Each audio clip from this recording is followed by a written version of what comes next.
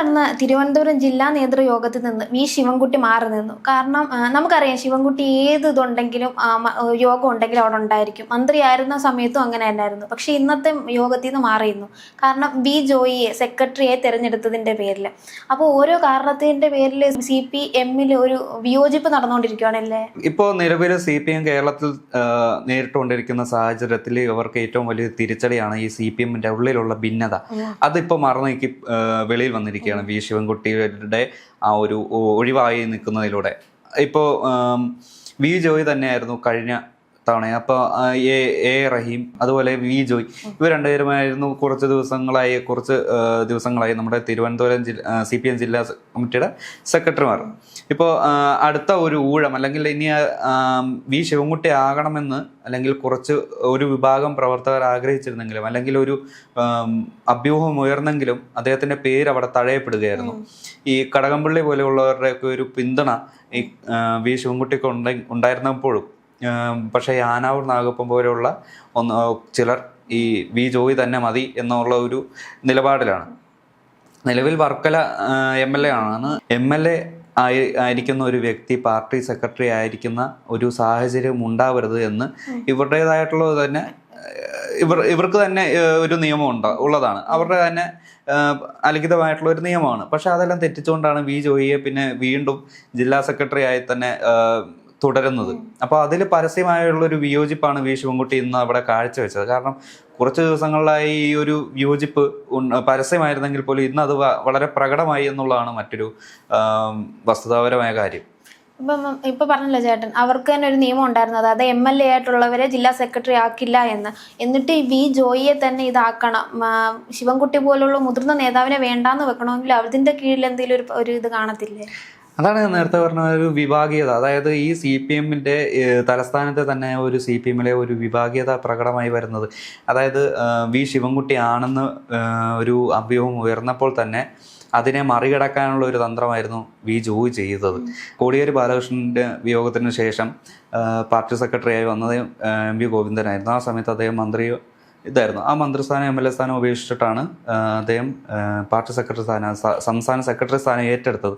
അതേ ഒരു നിലപാട് തന്നെയായിരുന്നു വി ജോയ് ചെയ്യേണ്ടതും. പക്ഷേ MLA സ്ഥാനം ഒരു ഭാഗത്ത് തുടരുമ്പോഴും ജില്ലാ സെക്രട്ടറി തിരുവനന്തപുരം CPM ജില്ലാ സെക്രട്ടറിയായി അതേ ഈ ഒരു 2 സ്ഥാനങ്ങളും കൂടി ഒരുമിച്ച് കൊണ്ടുപോവുകയാണ്. അതിൽ ചില പ്രവർത്തകർക്കെങ്കിലും വിയോജിപ്പുണ്ടെങ്കിൽ പോലും സംസ്ഥാന നേതൃത്വത്തിന്റെ തീരുമാനം എന്ന നിലയിൽ അത് അംഗീകരിക്കപ്പെടുകയായിരുന്നു. വേറൊന്നും പറയാൻ പറ്റില്ല. കാരണം സംസ്ഥാന സമിതി അല്ലെങ്കിൽ സംസ്ഥാന നേതൃത്വം അത് തീരുമാനിച്ചു. പിന്നെ അതിനെതിരെ പറയാൻ ഒരു സംഘടനയ്ക്ക് അല്ലെങ്കിൽ ഒരു കമ്മിറ്റിക്കും അല്ലെങ്കിൽ ഒരു പ്രവർത്തകന് ധൈര്യമില്ല എന്നുള്ളതാണ് മറ്റൊരു കാര്യം.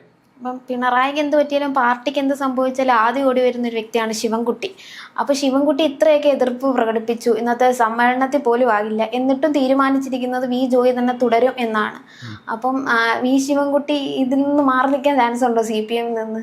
ഇല്ല, അത് അദ്ദേഹത്തോടൊക്കെ ഉള്ള ഒരു പാർട്ടി പ്രവർത്തകനായി തുടരുമ്പോഴും ഇങ്ങനെ ഒരു പിണക്കം അദ്ദേഹത്തിന്റെ മനസ്സിൽ തന്നെ ഉണ്ടാകും. കാരണം നമ്മൾ നിയമസഭയിൽ പല സമയത്ത് കണ്ടതാണ് ഈ ഒരു പിണറായി വിജയനെതിരെ പ്രതിപക്ഷത്തിൻ്റെ ആ ഒരു പ്രതിരോധം വരുമ്പോൾ അദ്ദേഹത്തിനൊപ്പം നിന്ന് അല്ലെങ്കിൽ ഈ മുന്നിൽ കാണുന്നവനെ തല്ലാൻ വരുന്ന ഒരു വിദ്യാഭ്യാസ മന്ത്രിയെ നമ്മൾ കഴിഞ്ഞ ഒരു നിയമസഭയിൽ കണ്ടിരുന്നു. അതെല്ലാം നമ്മുടെ ഈ സോഷ്യൽ മീഡിയയിൽ ഭയങ്കര വൈറലായിരുന്നു. പക്ഷേ എപ്പോഴും പിണറായി വിജയൻ്റെ താല്പര്യപ്രകാരമാണ് ഈ CPM പാർട്ടി ഓടിക്കൊണ്ടിരിക്കുന്നത്. അതിൻ്റെ ഒരു വ്യക്തമായ ഉദാഹരണമാണ് വി ജോയിയെ MLA ഒരേ സമയം MLA ആയും അതുപോലെ തന്നെ തിരുവനന്തപുരം ജില്ലാ സെക്രട്ടറി ആയും തുടരുന്നത്. ശിവൻകുട്ടിക്ക് മാത്രമല്ല, കടകംപള്ളി സുരേന്ദ്രനും ഇതിനെതിരെ സംസാരിച്ചിരുന്നു, വി ജോയിയെ വേണ്ട എന്നുള്ള. ഇങ്ങനെ ഈ മുതിർന്ന നേതാക്കളുടെ വാക്ക് ധിക്കരിക്കാനും മാത്രം എന്താണ്?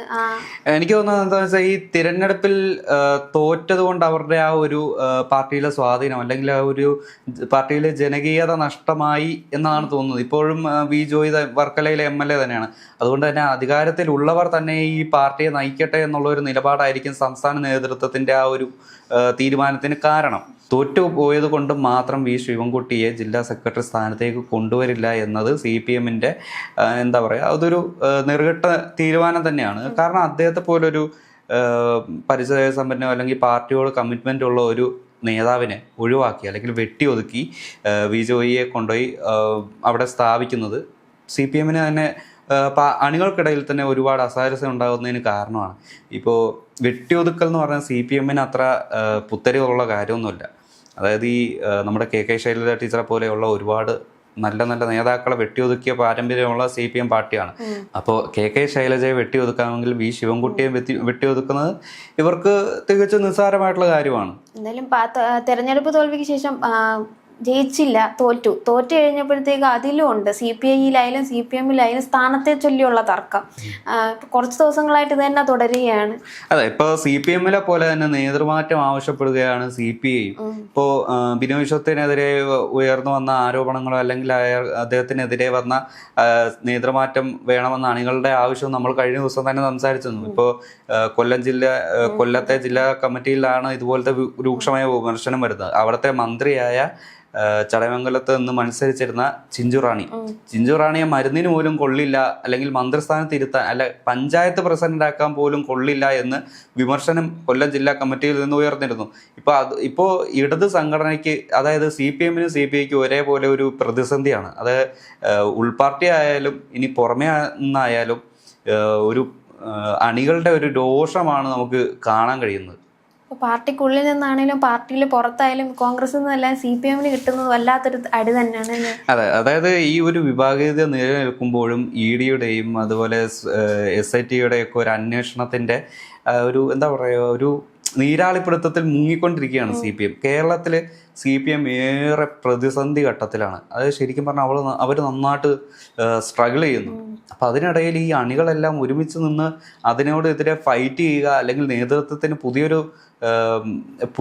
വ്യക്തികളെ കൊണ്ടുവരിക എന്നുള്ളതിന് പകരം നിലവിലുള്ളവരെ വെച്ചുകൊണ്ട് തന്നെ കേരളത്തിൽ ഈ ഒരു ഇടതുമുന്നണി അല്ലെങ്കിൽ ഇടതുപക്ഷത്തെ രണ്ട് പാർട്ടികളും മുന്നോട്ട് പോകട്ടെ എന്നുള്ള തീരുമാനം CPI-ക്ക് അല്ലെങ്കിൽ CPI-ക്കോ അല്ലെങ്കിൽ CPM-ന് രണ്ടുപേർക്ക്, ഈ രണ്ട് പാർട്ടികൾക്കും ജനകീയത നഷ്ടപ്പെടാൻ വലിയൊരു കാരണമാകും. CPM-നെ തകർക്കാൻ പുറത്തുനിന്ന് മറ്റൊരു പാർട്ടിയുടെ ആവശ്യമില്ല. അതെ, അതായത് ഞങ്ങളെ തകർക്കാൻ വേറൊരാളെ വേണ്ട എന്നുള്ള അല്ലെങ്കിൽ ഒരു പ്രതിഭാസമാണ് ഇപ്പോൾ കാണുന്നത്. കാരണം ഇവർക്ക് ഈ ഒരു പാർട്ടിക്കിടയിൽ പ്രശ്നം ഉണ്ടാക്കുന്നതും അവർ തന്നെ, ആ പ്രശ്നങ്ങൾ നീക്കുന്നതും തന്നെ, അല്ലെങ്കിൽ പുതിയൊരു പ്രശ്നം എടുത്തിടുന്നതും അവർ തന്നെയാണ്. രണ്ട് പാർട്ടികളും കൊള്ളാം, രണ്ടുപേർക്കും പ്രതിസന്ധിയിലായിട്ടും ഈ ഒരു പൊങ്ങച്ചം പറയുന്നതിലും വീമ്പ് പറയുന്നതിലും വലിയ കുറവൊന്നുമില്ല എന്നുള്ളതാണ്. ഇന്നത്തെ സമ്മേളനത്തിൽ VD സതീശൻ പറഞ്ഞ പോലെ CPM-നെ തോൽപ്പിക്കാൻ ബുദ്ധിമുട്ടില്ല, പക്ഷെ അവരെ തോറ്റു എന്ന് പറഞ്ഞ് മനസ്സിലാക്കാനാണ് പാട്. VD സതീശൻ മാത്രമല്ല, അത് നമ്മൾ കേരളത്തിലെ ജനങ്ങൾ പൊതുവേ പറയുന്ന ഒരു കാര്യമാണ്. അത് ഈ ഇടതുപക്ഷ അല്ലെങ്കിൽ LDF എന്നുള്ള ഒരു മുന്നണിയോട് അവരോട് പറയണം, അല്ലെങ്കിൽ അവരോട് എങ്ങനെ പറയും ഉള്ളതാണ് ഈ പൊതുജനങ്ങളുടെ ഒരു സംശയം. നിങ്ങൾ തൽക്കാലം തോറ്റു, നിങ്ങൾ അവിടെ എങ്ങനെ പ്രതിപക്ഷത്ത് സമാധാനത്തോടെ ഒരു 5 വർഷം നിങ്ങളൊന്ന് പ്രവർത്തിക്ക്.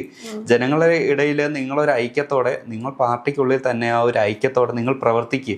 ഒരു 5 വർഷം ഒന്ന് പ്രതിപക്ഷത്തിരുന്ന് സംസ്ഥാനത്തെ കാര്യങ്ങളെക്കുറിച്ചൊന്ന് പഠിക്കുക, ബുദ്ധിമുട്ടുകളെക്കുറിച്ച് ഒന്ന് അറിയുക. എന്നിട്ട് 5 വർഷം കഴിഞ്ഞ് ഈ ഒരു സർക്കാർ താല്പര്യമല്ലെങ്കിൽ ജനത്തിന് ഈ ഒരു സർക്കാരിന് താല്പര്യമില്ലെങ്കിൽ നിങ്ങൾക്ക് അധികാരത്തിലേക്ക് വരാം, അല്ലെങ്കിൽ നിങ്ങൾ സ്ഥിരമായിട്ട് തന്നെ അവിടെ ഇരുന്നോ എന്നാണ് പൊതുജനം പറഞ്ഞിട്ടാണ് അവരെ ഈ ഒരു 35 സീറ്റിലേക്ക് ഒതുക്കി പ്രതിപക്ഷത്ത് ഇരുത്തിയിരിക്കുന്നത്.